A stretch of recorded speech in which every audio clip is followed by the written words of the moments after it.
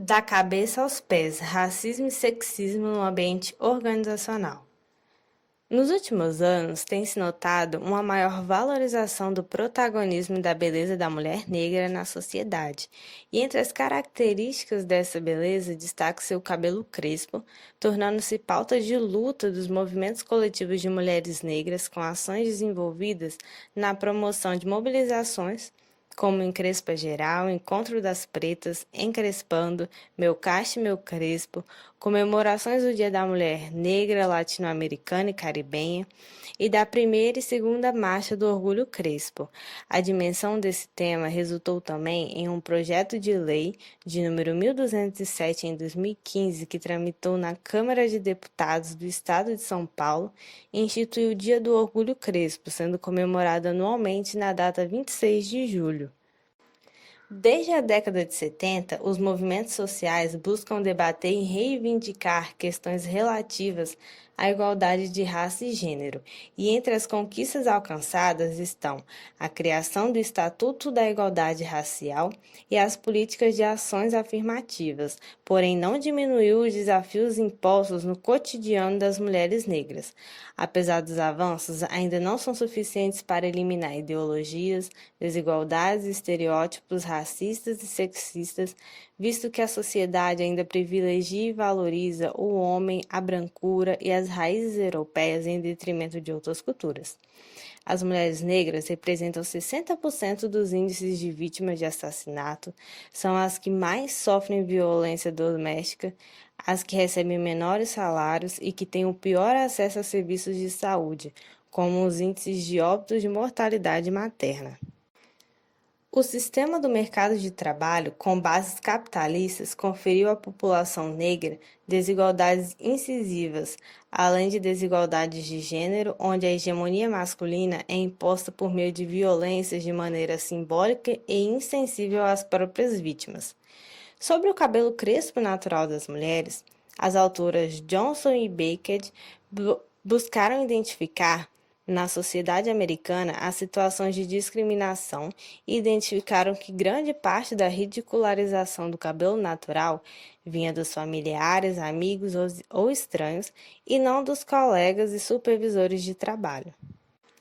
Sendo o cabelo crespo um símbolo de identidade e resistência do povo negro, e que o preconceito e a discriminação variam em cada cultura, impondo barreiras invisíveis para determinados grupos, o objetivo deste trabalho é analisar as possíveis relações entre características corporais com racismo e sexismo no ambiente organizacional, focando-se principalmente no cabelo crespo de mulheres negras. Considerando as dificuldades apontadas para grupos raciais e de gênero, estudaremos a situação das mulheres negras, fundamentando-se em perspectivas pós-estruturalistas para se analisar as identidades, gênero e raça. Especificamente no caso das mulheres negras, o corpo sempre foi um local de discurso público em relação ao padrão de beleza, uma vez que no mundo ocidental a identidade negra foi construída para normalizar a brancura, como o belo e o negro o oposto. Tal normalização foi potencializada pelo processo escravocrata, no qual as mulheres reais eram as mulheres brancas, cujas normas de gêneros reforçaram hierarquias coloniais e impactaram na construção social do padrão de feminidade e beleza. As características do comprimento e textura dos cabelos, o afinamento ou não do nariz, a cor dos olhos acabam por criar visões opostas. De um lado, mulheres dóceis e gentis, e do outro, não apresentáveis e não atrativas. Consequentemente, torna-se possível identificar nas mulheres negras, desde a infância, disciplinas corporais, por exemplo, em se fazer o cabelo. Ação quando a mulher se submete a processos químicos, tais como o alisamento e o relaxamento. No contexto brasileiro, é descrito 3 marcos históricos sequenciais que representam os modos pelos quais se discursivizou o corpo negro e os modelos de beleza que foram cultuados. O primeiro, beleza castigada, durante o período escravocrata, é marcado por uma hipersexualização do corpo da mulher negra, cujo apetite sexual seria mais aguçado e justificado por questões biológicas. O segundo, a relação entre selvagem e civilizado, bem como o desenvolvimento do conhecimento científico pautado nas diferenças raciais e superioridade da raça branca, instaurou uma distância entre europeus e africanos que perpetuou no Brasil com o processo escravocrata e as relações sexuais proibidas ou de prostituição entre brancos e negros nas fazendas. O século XX, quando se configura o período pós-abolição, refere-se a uma beleza moral, uma espécie de reeducação da raça na qual os negros buscavam, principalmente por meio dos movimentos negros, uma desconstrução de estereótipos consagrados a eles em períodos anteriores, tais como o preguiçoso, deseducado, alcoólatra e da mulher promíscua, por meio da educação formal, política e cultural.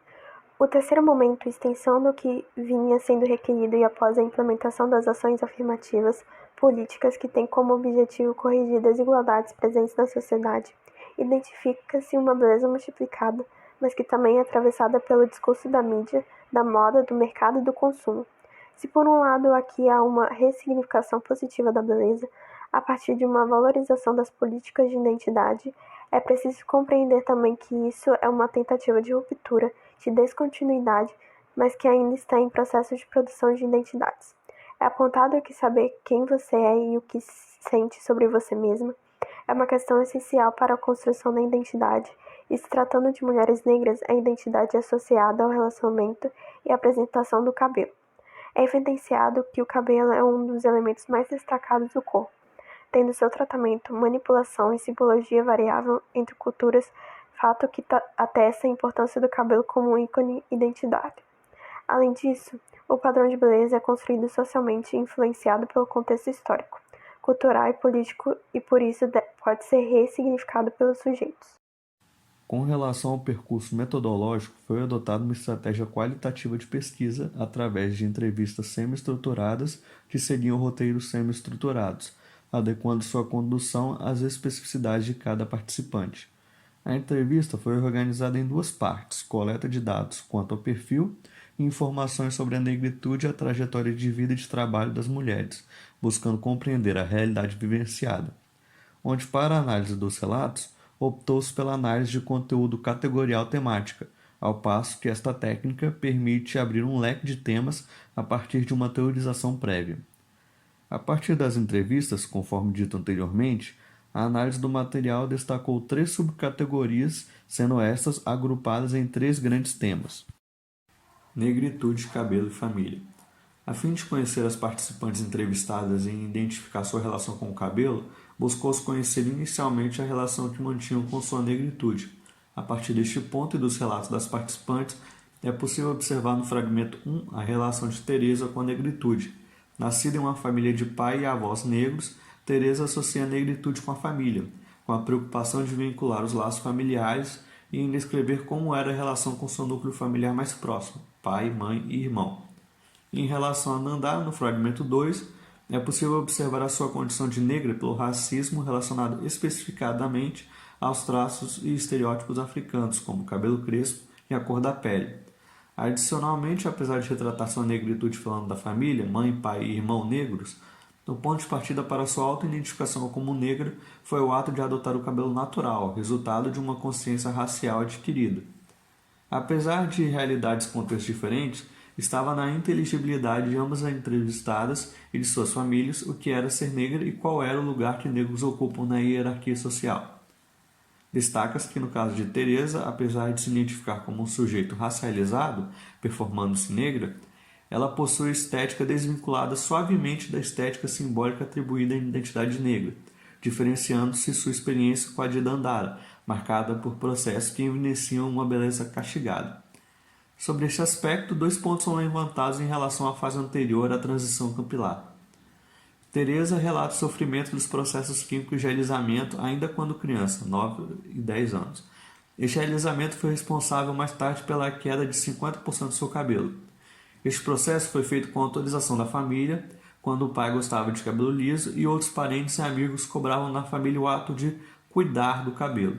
Já Dandara ressalta a falta de representatividade que motivassem a usar cabelos naturais, uma vez que o padrão era longo e liso.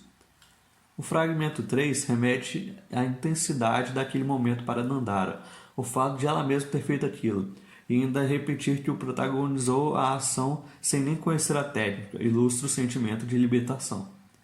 De uma maneira geral, outros pontos foram levantados pelas entrevistadas em relação ao racismo como um todo. Teresa lembrou a relação dos negros com a polícia, remetendo ao fato de que seu irmão era sempre alertado para estar bem vestido para não tomar um baculejo. Já Dandara, como exposto no fragmento 2, ressalta que as expressões seu preto e macaco são meios de agressão recorrentes quando o negro expressa sua opinião e ela é oposta àquela que as pessoas esperam.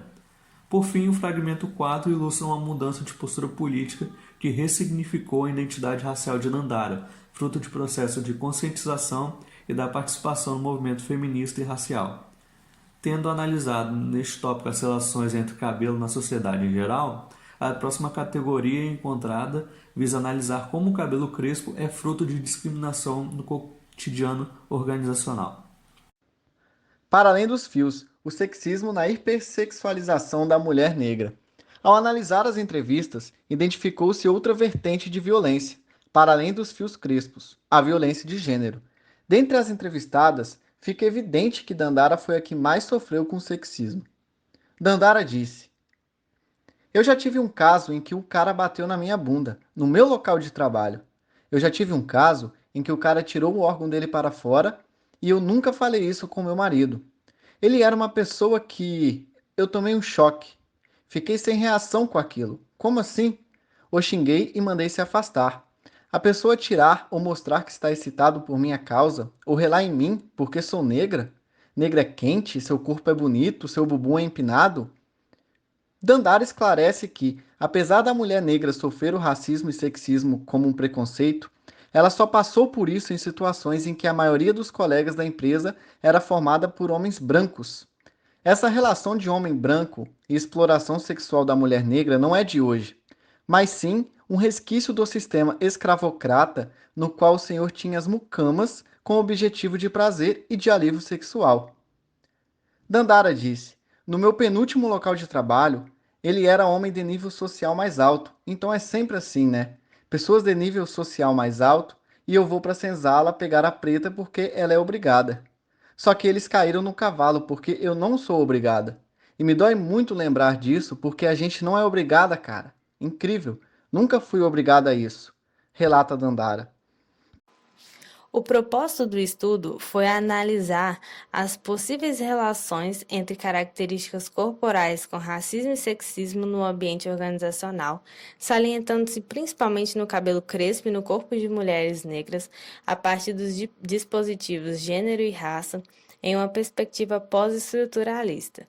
As entrevistas realizadas foram fundamentais para entender, mesmo que preliminarmente, os processos de fazer e desfazer gênero e raça que tornam essas mulheres motivadas a buscar sua identidade negra e os processos de discriminação que sofrem no ambiente organizacional. A naturalização do sexismo e racismo no ambiente de trabalho é extremamente preocupante e presente na realidade das mulheres investigadas.